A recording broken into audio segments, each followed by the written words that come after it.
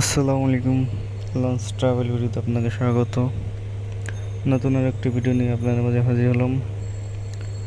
ভিডিওতে দেখতে পাচ্ছেন এমভি ফারহান 2 হারিয়ে যাওয়ার তালিকায় আরও একটি নৌযান যুক্ত হলো।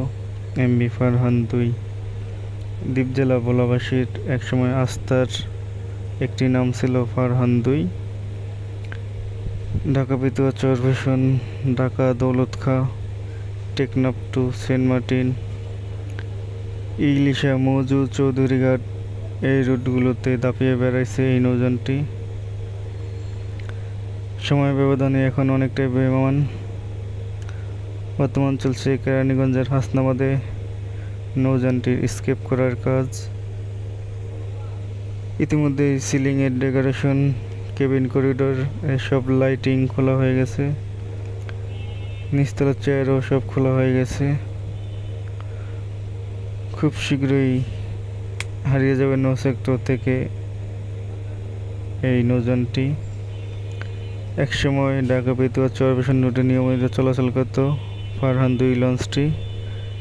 তার রিপ্লেসে কিন্তু এই রুটে যুক্ত হয় ফারহান 5 অ্যান্ড 6।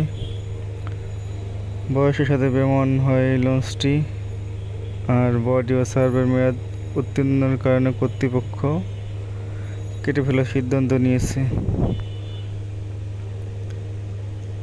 কিছুদিনের মধ্যেই হারিয়ে যাবে, রয়ে যাবে স্মৃতির পাতায়।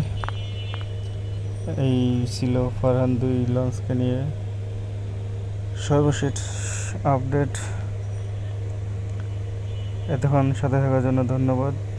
ভিডিও যদি ভালো লাগে অবশ্যই লাইক কমেন্ট করবেন, আর আমার চ্যানেলে যদি নতুন হয়ে থাকেন অবশ্যই চ্যানেলটি সাবস্ক্রাইব করবেন আর পাশে থাকা বেল আইকনটি অন করে দিবেন।